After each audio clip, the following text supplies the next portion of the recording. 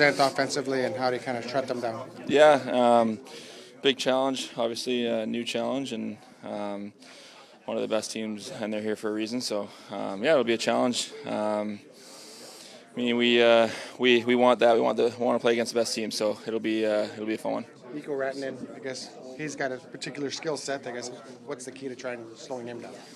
Yeah, just kind of always knowing where a guy like him is on the ice. He can kind of get lost, so just being aware, knowing who you're out against, and yeah, I always say just we're going to try and play with the puck as much as possible. Perspective from you, just sort of to be this deep and to be in this situation, kind of what it means to you and what this feels like. Yeah, I mean, for me personally, it's where I wanted to be, and I think kind of all the years leading up to this got me prepared for this, and I'm with a great group now, so I'm really excited and kind of doing anything I can to kind of help us win. When you look at this blue line, there's a lot of puck moving ability on it. Seems like everybody's pretty good at grabbing it and getting it up. When you combine a unit like that together, what do you think of just the style you present, like how well you guys do that? Yeah, I think that's kind of what makes up a good team. You kind of need the decor to be puck movers and getting up to the skilled guys that we have. It's those guys up front are no good if we don't give them the puck. So I think that's the biggest thing, just moving our feet, being quick to close in the D zone, and all our guys can skate. So anybody can play with anybody, and yeah, getting it up to the forwards is kind of what we're trying to do. Why are you and John clicking so well? I think I mean we play pretty similar. He's a great skater, really coming into the John that we all know, and yeah, it's fun to play with. I think we read off each other really well. I like a guy that's moving. It's easier to anticipate, kind of whether that's in the D zone or the O zone. I think we do our best work when we're moving, and he's a guy that can skate. So it's been a treat to play with him, and always love doing it. He was saying the other day that he likes guys that think the game the same way as he does, and he sees you in that vein. Do you see that in terms of you guys kind of having a similar approach and how that works? Yeah, I think he's bang on. I think we're both kind of offensive minded, but you can see when the time comes for defense, we can play hard defense, and that's the biggest thing. Kind of closing quick in our own zone, and he's an unbelievable skater, and I think that's probably why we work the best. We can kind of read off each other, and the anticipation, like I said, is the biggest thing. I think I know where he's going to be, just because the skating wise, I can kind of feel where he's going, and yeah, it's been great. I think it was a little bit trial by fire. Like you come in, he comes in January and he's banged up and in and out of the lineup. Is it kind of the last two guys standing, and it just kind of worked out? No, I don't think so. I think well, since I've been here, I think all the partners have kind of been jumbled up and mixed. So yeah, it's working. I'm sure at some point it'll get mixed up again, but I love playing with them right now, and yeah, we work well off each other. I think anybody can play with anybody in our decor.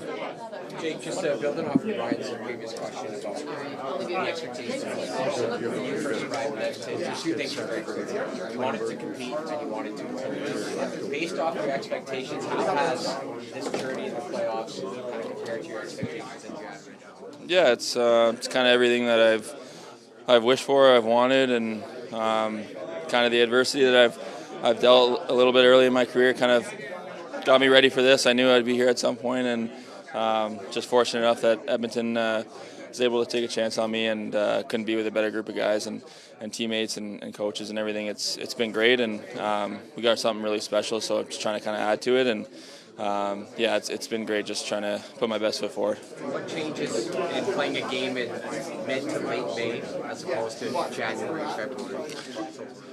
When you're in it, you don't really kind of feels normal. But I remember last year watching when I was at home, I was saying I can't believe these guys are still playing hockey. But no, it feels great. It's nothing else I wouldn't want to be doing right now. So I'm happy to be here. It's been great, and hopefully we can go pretty good, go pretty far.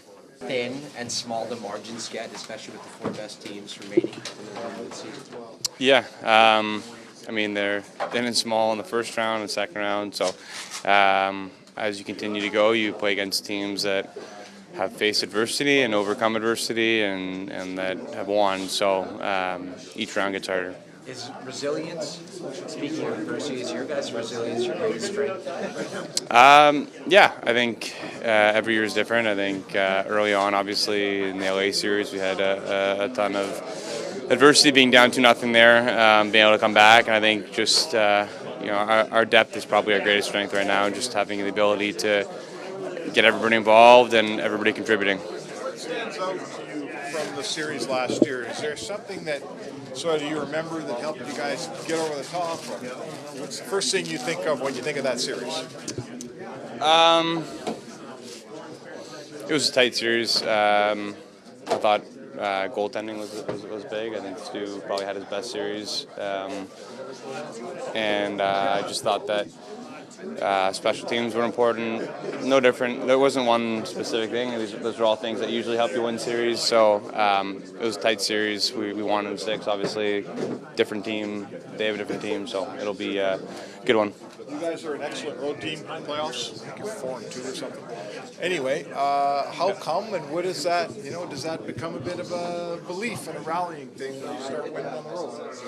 Yeah, I think it comes with experience, just being able to play in those environments. Obviously, the playoffs bring out the best in everyone and the fans as well, and it's louder the further you get. So having the experience to know that you've been there and you know how to play in those environments, I think helps. And yeah, we got off to a good start in the Vegas series, so it'll be nice if we're able to get another Game 1 win. Jack, there were lots of guys that came in and out of the lineup, changed around, but just this year it seems like there's even more versatility. Guys moving around a lot. Do you see that and how that helps the team? Yeah, it helps the team a lot. You just look at the guys who aren't playing, and they're pretty good players. So I think it speaks volumes to the depth we have on our roster, and guys being able to come in and contribute. You look at a guy like Cappy who didn't play in the first round, came in to the Vegas series and scores the series clinching goals. So and then obviously we have Eki who's getting close, which is great. So lots of really big pieces that we have that are playing, that aren't playing, and I think it just speaks to our depth. But even within lines, like Corey Perry's on the 4th line, then he's on the 1st, and you go with Kane, and you go to the top. Like there's a lot of moving parts that seem to work.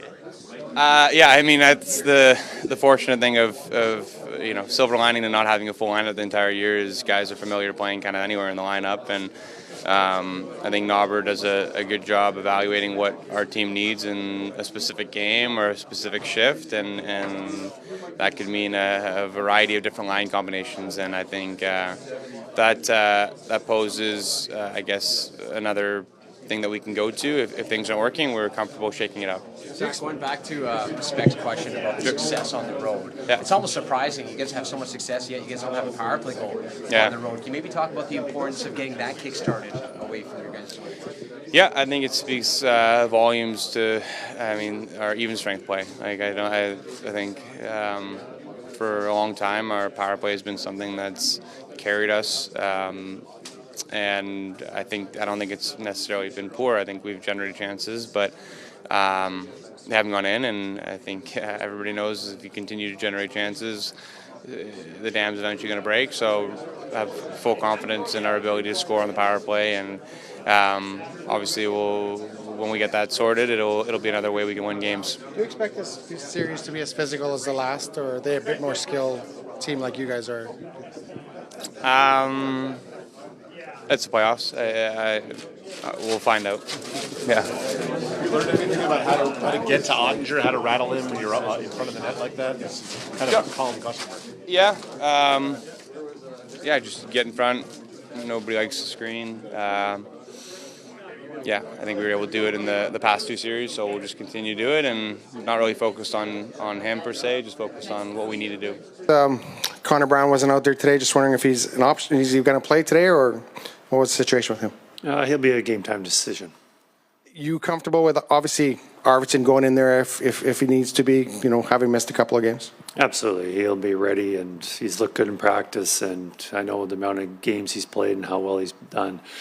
Not having him in the lineup with everyone available has been a difficult decision as it is. So if somebody's not available to play, I have no hesitation to have him in the lineup. Stay on the left side. We'll go to the 4th row. Nick. Hi, Chris. Special teams were so important in last year's series. You emphasized their importance yesterday. Obviously, there's been a lot of personnel changes on both sides. I just wondered if you could give us a little more, breakdown of that matchup as it is right now on both sides.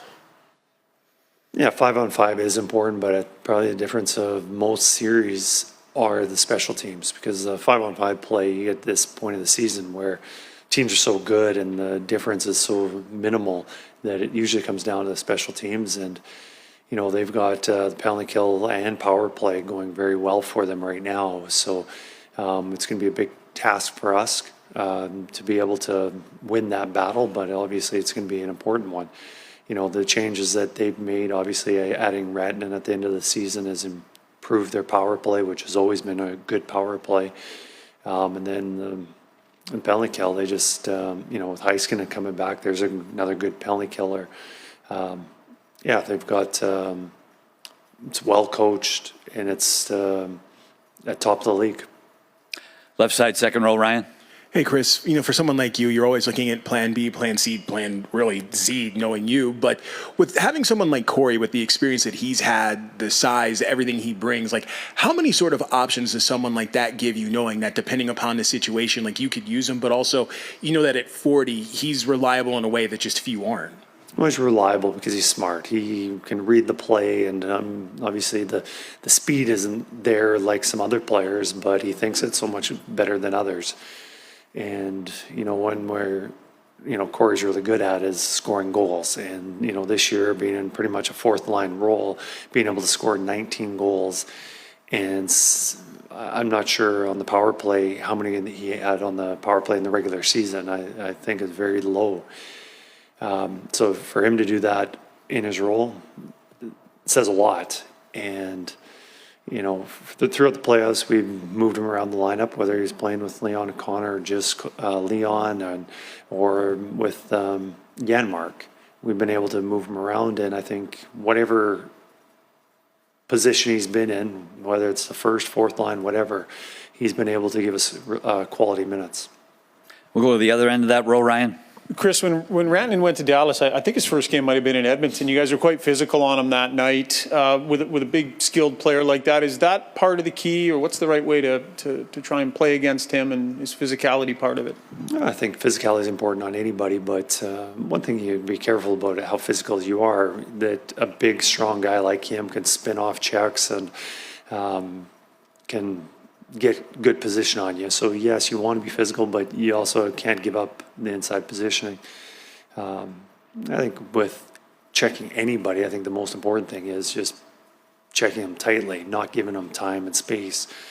You give them that time and space, they're able to see the ice better. And so yes, we want to be physical, but I think more importantly, we have good sticks and breaking up plays and not allowing passes getting through you. Stay in that same row, Robert. Chris, with a slower start to the year that you guys had, and yet you wind up right back here in the Final Four again, what have you learned about Stan Bowman and your relationship with the GM when you have a season like that and then you get back to this spot? Yeah, I didn't know Stan at all until this summer. Obviously, when he got hired and some conversations, and I've been very impressed with how he approaches the game, and I really rely on his feedback on how our team's playing. And we've had numerous conversations with the two of us during the season about what he sees, what I see. And obviously before the trade line, we probably had more conversations than usual, just getting my feedback on where I saw our team and where we could get stronger. But I think he watches every single game, and whether it's that night or the next day, we always usually have a conversation about, well, so-and-so's been playing good, or you could probably get more out of him, or, just good conversations like that, because I think it's important for the coaching staff. We have our conversations, but we always see a lot of the same things. We're on the bench. Our perspective is very similar, and then you get somebody else's who's, watched up in the press box. They see the game a little bit differently, and they see more of the, we brought this player in for this role, and this is what he's typically done, and he's excelled with these kind of players. And then you can have those conversations, work that in, which is best for the team. So I've worked with a lot of general managers in the league, or general managers, whether it's in junior, American League, NHL. It's been, I really enjoy working with Stan. Anything else? We'll take one more. Derek, center left. Chris, last year at this time, Evander Kane was really struggling. There was times where he couldn't even sit down on the bench. So just maybe a thought on the difference between having a really healthy Evander Kane as opposed to last year where he had to kind of fight through a lot to keep playing. Well, most importantly, just with your health, just being able to move up and down the ice, and your agility and your speed, your explosiveness is very important no matter what position you're playing. Definitely important for Evander with the way he plays. He plays with a lot of physicality, finishing checks, winning battles. So anytime you're not 100%, and he was far from being 100%, but trying to play through it, it just hinders you. And then not only that, it also just messes with your confidence, your psyche, and just feeling that you can't make that play. So, he was given everything he had last year during the playoffs and through the regular season for that matter. But it's just not the same as when you are healthy. And now a lot of credit to him, coming back, he is healthy now. Now coming back at this time, not playing for 10 months, coming in and playing in the playoffs when things are really ramped up, especially that first round. And for him to come in and find his game as quickly as he did, that's not an easy thing to do. But fortunately, he did do it, and he's helped us quite a bit through these first two rounds. Last year, I know you were hurting at this stage, and this, you were getting it through here and then getting it through the final. Can you just maybe give me a thought on the difference of how good you're feeling now going into the series this year as opposed to maybe last year? Yeah, obviously a lot different. I feel healthy, feel good, feel capable to do what I need to do on the ice as of right now, and looking forward to having a good series. Left side, second row, Ryan. Darnell, when you think about the playoffs starting, there was some injuries, guys coming back, lots of lines, pairs hadn't really been together much. And then you look at where you're at now and the continuity that you seem to have found in back-to-back games here. How far has the group come since the start, and how confident do you feel as a result? Yeah, I think our group's come a pretty long way. I think, when you bring back a lot of guys that, for in some cases, like Karen hadn't played all year, and you're going to take some time to find that cohesion with the group, whether it's with your partner, with your line mates. I think our group is feeling better and better each day about, having that, that sixth sense of where each other are on the ice, and knowing the game we need to play. With that said, it's a veteran group, so a lot of guys that know what they need to bring to the table each and every day, and they calm and poise and just playing the right way. So I think there's a lot of confidence in our group. There's been a lot of confidence for a while here, but as we get better and better, I think the confidence grows. Stay in that same role, Robert. Darnell, Cody Ceci was a big part of y'all's penalty kill last year, and he's been a big part of a great penalty kill for Dallas this year too. What makes him such a great penalty killer and player overall? Yeah, he was. I'm not gonna pump up Cease too much here. He's on the other team here, but he was a great partner to play with, and obviously. He's having success here, and good for him, and hopefully that doesn't carry on through the series. Right down the same row.